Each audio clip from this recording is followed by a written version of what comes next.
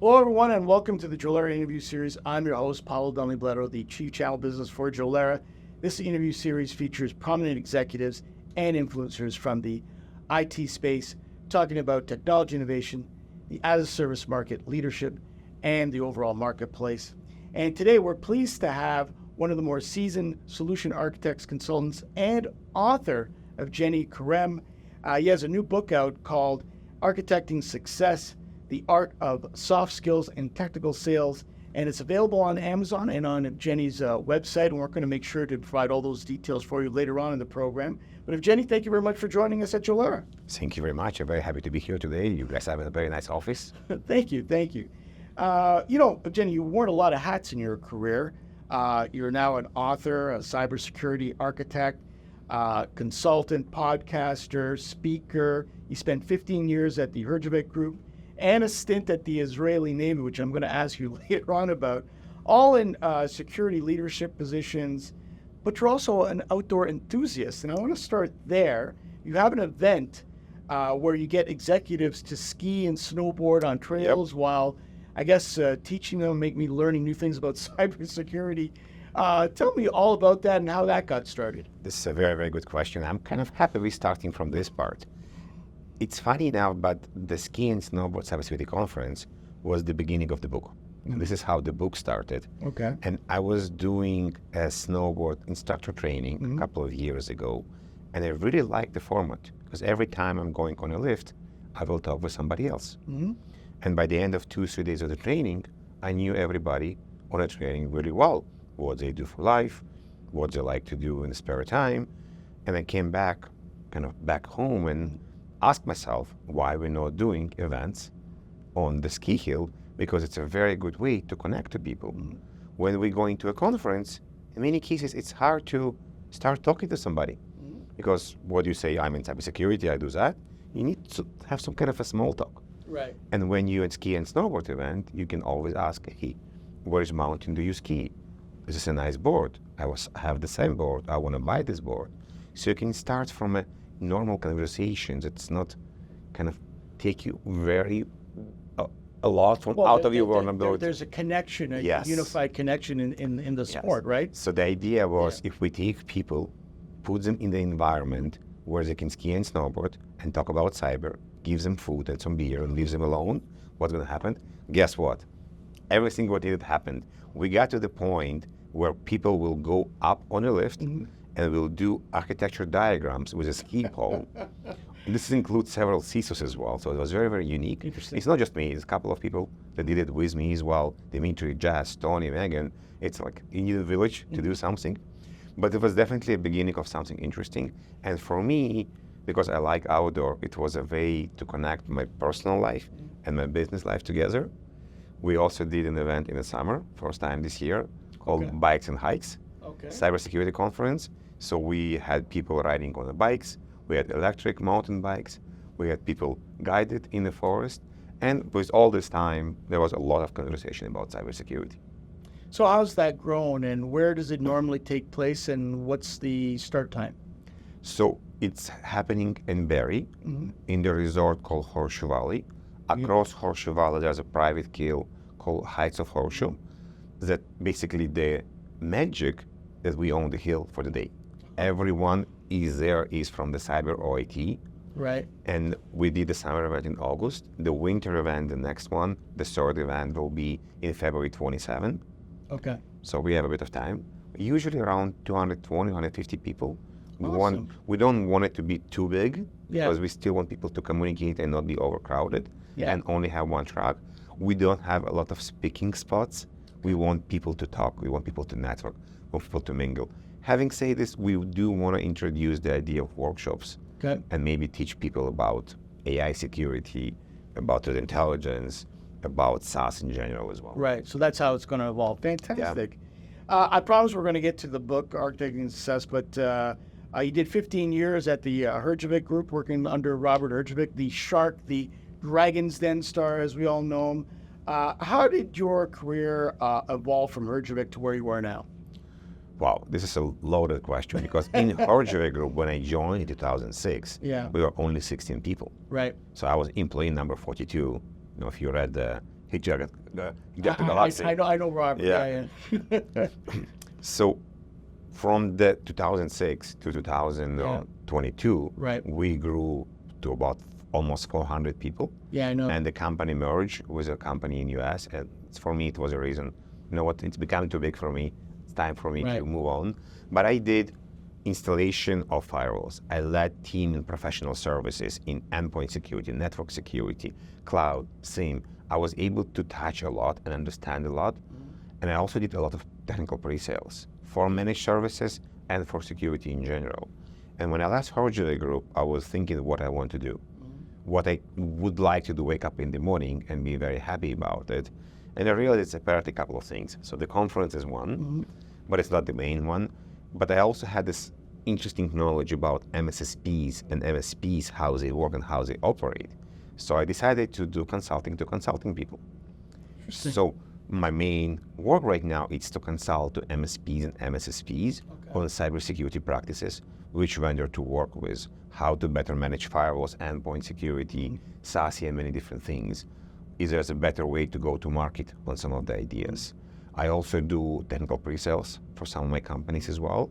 And it's a bit intermediate with digital marketing because I have 2 podcasts as well with a friend of mine.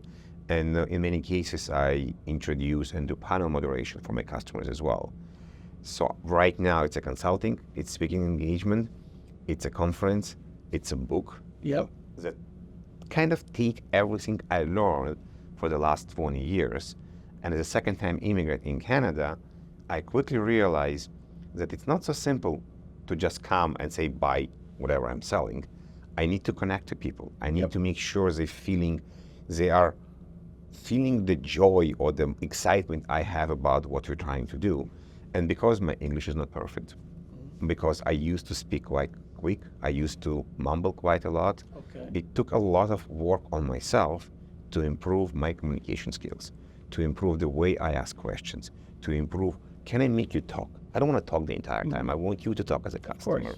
And especially with the transition to Zooms, Google Meets, Teams, we losing this personal connection.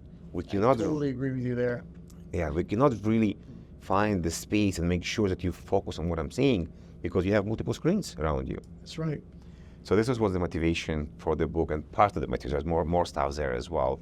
But this is what I do right now. For the last almost 2 years, I have several hats. Right. And with the book, there's more workshops on soft skills and public speaking on soft skills, but I still remain focused on cybersecurity. I'm a geek by heart.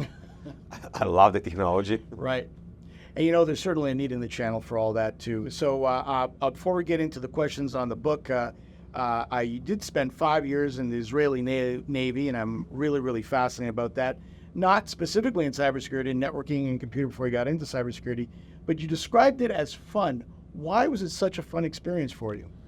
Because you have the ability to work with everything that moves in the Navy. And I'm talking about submarines, helicopters that belong to the Navy, fast boats, commando boats, big missile ships. I had the opportunity to be, let's call it the mechanic for everything that moves in the Navy.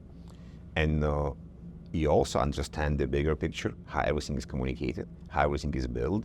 It involved a lot of electronics, computers, Linux, networking, and many different things. So, but for me, it was a very good learning experience. And not everything is fun. You know, there's a lot of stuff. I'm sure it's challenging. It's challenging and it's hard and it's a long night. And sometimes you don't know when you're going to be going home, if you're going to go home. It wasn't an active duty. Right. I was a practitioner. I was basically a technician. But we were the last defense before going to the manufacturing. So basically, we fixed everything that was supposed to be fixed before we called it manufacturing. But it also provided an opportunity to learn a lot. So I had literally whatever I wanted to learn, I was able to learn. So Linux, network, Windows, switching, cabling. This was very, very fascinating. And you also have this way to get into secrets because you understand what's happening. You work on the Navy vessels that people not supposed to be seeing, only getting out during the night. You cannot tell about friends. Or you work on computers that's supposed to be hardened. Think about this. If a boat going 60 miles per hour, like knots per hour, and you still talk about hard drives, not still solid drives. Yeah. What do you do with the device? How the hardware will work? How it will not shake and basically will die? Well, yeah. So you have to build the devices in the way that they're able to survive all the vibration. You have to build the computers in a way that it's not going to be just easy to break them.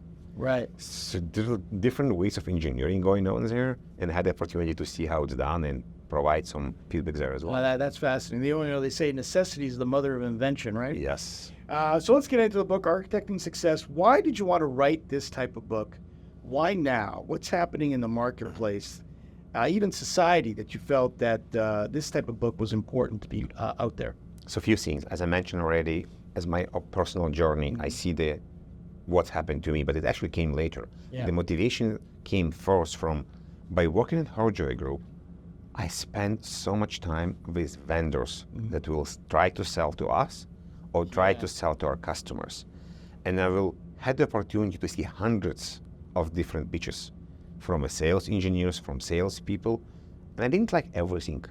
I didn't like the way people, hi, hello, I'm a salesperson. I created this amazing presentation, you have to see it. I'm an amazing smart engineer. I did this demo, you have to see it. Yeah. Like, why? Did you ask the customer what they want to see? Yeah, because not everything's amazing. It may be amazing, but maybe the customer doesn't want to see it. Maybe That's the customer right. wants to talk about it. Yeah. Maybe the customer wants to talk about how the architecture is working, how the flow is right? working. That's never ever talked Yes. about. Yeah. And in my mind, I always had this idea, we all learn differently. Some people are more visual, some people are more kinesthetic, audio.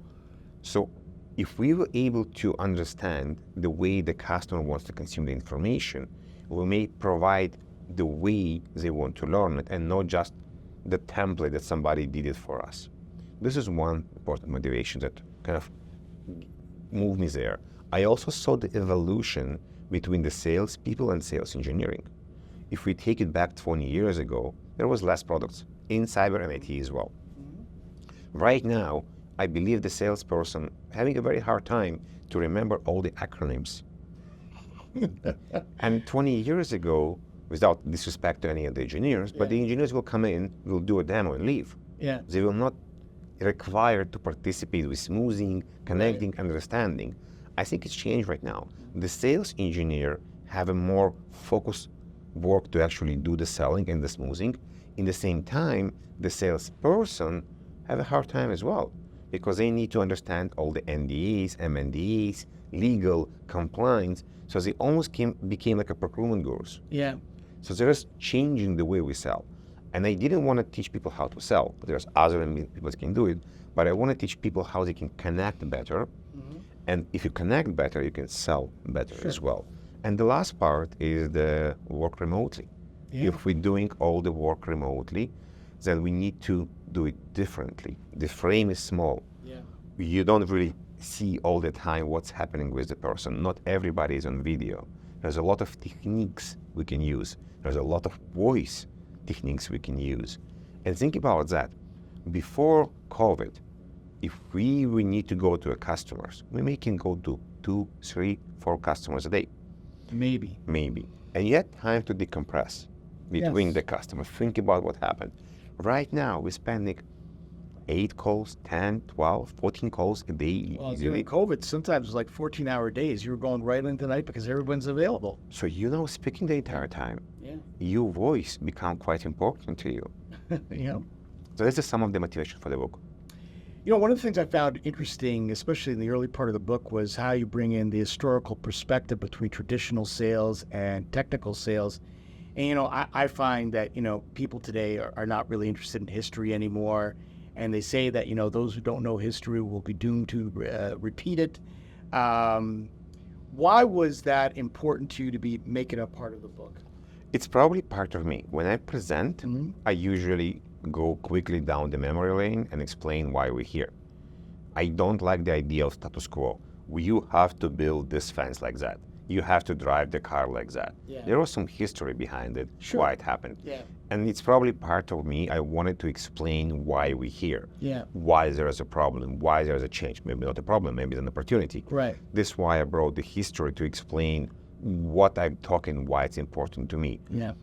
and it's probably resonate to some people, or at least gives them the idea, and it's part of storytelling as well, because storytelling is important. Yeah, I agree. History has great storytelling opportunity, and I think a lot of people miss that opportunity.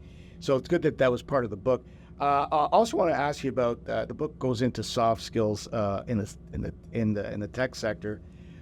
In your opinion, what are some of the things that sales teams today are currently lacking in that area in terms of selling technology and selling cybersecurity solutions? I guess we cannot just paint the project and say everybody's lacking this, depending on your maturity, but in many cases, they're lacking the understanding what the customer wants. They're assuming that every customer that joined the call want the information in the same way. Yeah. They're forgetting that the customer is a very educated customer, and they can go on ChatGPT, type Jolera, and in 2 minutes, even less, understand what you guys do. That's right. So we need to understand it and assume the customer already know. Or ask the customer. So we're doing the discovery, why we're here, what are we doing? And it's a combination of building blocks and not just one pass. In many cases, people jump on a call and they have a framework that they're sticking to, and they're not dynamic enough. So the dynamic part, I think these are the people lacking. Okay. So I want to ask you about how the book is applicable in today's marketplace, especially now with the influx of Gen Z buyers. There's one stat out there that there's going to be more than 20% of the buying community is going to be Gen Z, and they buy differently. Let's face facts. So how does the book address that? This is a very interesting point, as we'll say, in cybersecurity and IT as well, because people that are Gen Z in a way that don't really have a lot of patience in many cases. Yes. They like TikTok, they're on Facebook as well. So we need to put everything in a very small chunks. Yeah. And in many cases, they're not gonna stay for 40 minutes to finish your demo. They're not gonna stay for a long time. So you need to have these very small interactions and make sure you're always climbing the mountain in the correct way. I see. So if no, you're gonna just lose them. And if you're online, you have multiple screens, back to focus. They're gonna do yeah, this is an amazing solution. Yeah, this is very nice. Oh, I like this feature. But in reality, they're just browsing Facebook and doing LinkedIn, something else. Maybe they have an AI avatar of themselves. Could be. Who knows, There's NVIDIA released a feature a year ago, but they can have your eyes correctly line up. So we need to make sure we always connected. Right. We need to make sure we always understanding what's happening. The other part, I think they're not used to express themselves. Okay. So if we be able to let them express what they like, their hobbies, what they do, it's going to be easier for them to connect to you as well. Versus something else. They're very used to quick interactions, like, unlike, good, bad, without the expression. And in reality, when you're writing on LinkedIn, when you're writing on Facebook, when you're writing on somewhere else comments, you not always have a lot of time to express. And we have a voice communication, video communication, there's opportunity to go deeper in some cases. Okay. Yeah, no, not for everyone. Some people say, I don't like to express, I like to write. So we need to understand this part and see what's the better way. Maybe you understand that you need to provide the links and all the information to this person, and they will do it later on. Maybe not. Or maybe you will just chunk it for them in the way they understand. So Evgeniy, tell me about if you can pick one key takeaway from the book that you would like all the sales teams out there to know that would really help them achieve success. What would that one takeaway be? We'll talk about vulnerability and explain what I mean by this. I think one of the most important traits for a salesperson is the ability to close business. Certainly. Small talk is important, but at the end of the day, if you're not closing business, it's not helping you, not helping the company.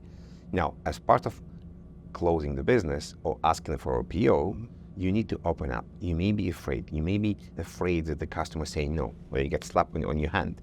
But it's important. You don't want to spend 8, 12 meetings with the customer without understanding, is there a budget?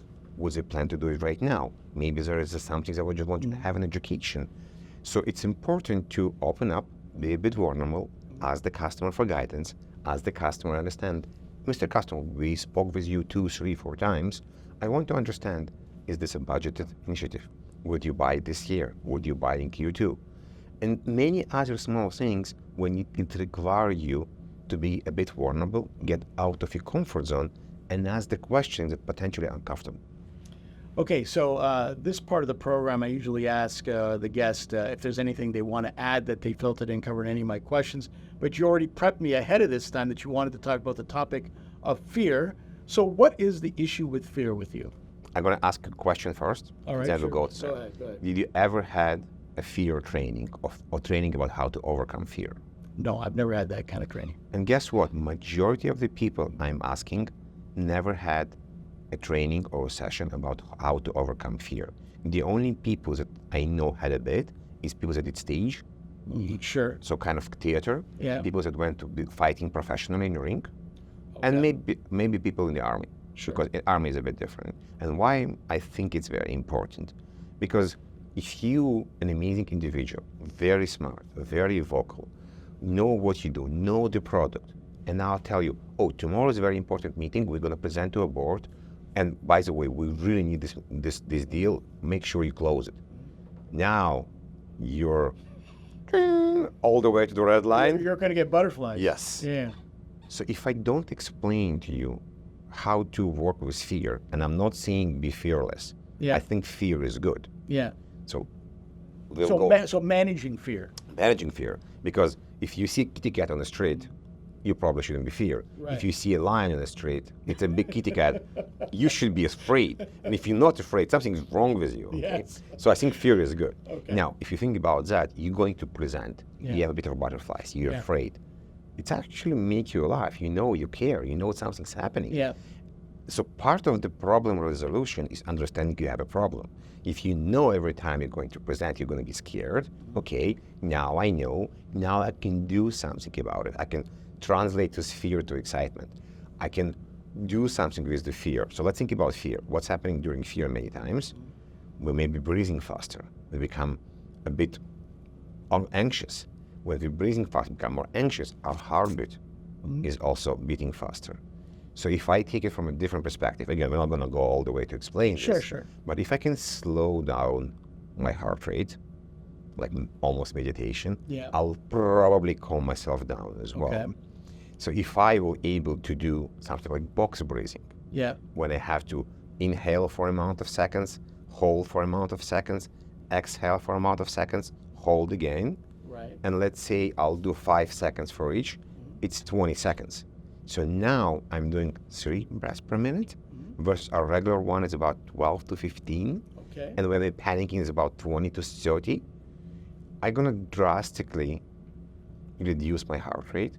And I promise you, if you try this at home for 2-3 minutes, you will just see how you force yourself to calm down, force yourself to go to the zone. Now, why it's important? Because if I'm afraid, if I'm scared to do something, my focus is now going on the fear. Where would I screw up? What I will do wrong? We only have X amount of points, of focus points we can do. We can walk, we can talk on the phone, we can drive the car, we can shift. I'm not talking about multitasking. The stuff we can do at the same I time. understand. Yeah. If half of it going on being afraid, you're now not focusing on your slides. Now you're not focusing on what you need to present. So you are not focusing on the right things. So by changing, removing, alerting the fear, we can now focusing on what we need to do. And I think, and I kind of feel that we don't really spend time with our people to teach these techniques, to explain how to work with fear. Again, I'm not talking about fearless, warrior, let's remove. Let's just understand where the fear kicks in, what it does to you, and how you can work with it. I guess, with fear, right, if you're so scared, you may miss something that's key to a presentation or proposal or whatever you're trying to do. I guess there is where they fail in terms of because they don't know the techniques of managing the fear. There could be many things. If I'm scared and I missed a slide, or I forgot about the slide, then I go into panic mode. If I'm not scared and I forgot the slide, I say, oopsie, I just forgot the slide. You'll laugh about it and you're just like, yeah. I know. Unless it's really, really important slide that you miss, right? Yeah. I know. Very, very interesting. Okay, so thank you, Evgeniy, for your time here. Really interesting. Great, insightful information. I think it's a very, very important matter, too. But let's talk about you and your book. Where do people find you and the book, either online or on social media? Thank you. So I got quite a unique name, for good and for bad. Yeah. The bad is people don't know how to spell it and how to pronunciate it. Trust me, I know how that feels. But the good part is the moment they remember, they remember. Sure. So if you go on LinkedIn, if you go on Amazon and you type Evgeniy Kharam, Evgeniy Kharam, you're not going to find too many of them. Okay. That's true. And so I'm spending quite a lot of time on LinkedIn, a bit of Facebook, but Facebook more private. Right. So LinkedIn is where I usually spend the time. The book is on Amazon, and we also built a website, softskill.tag.ca and .com, where everything around the book, there's a blog, there's links to the book. We're building a training right now, going to be available by the end of the year. We actually have a podcast, a mini podcast about soft skills, because I interview people for the book, and then I decide, okay, how about I continue interviewing people about soft skills? And what I realized that if I think I have a problem with soft skills, think about people with autism, people that have different way of thinking.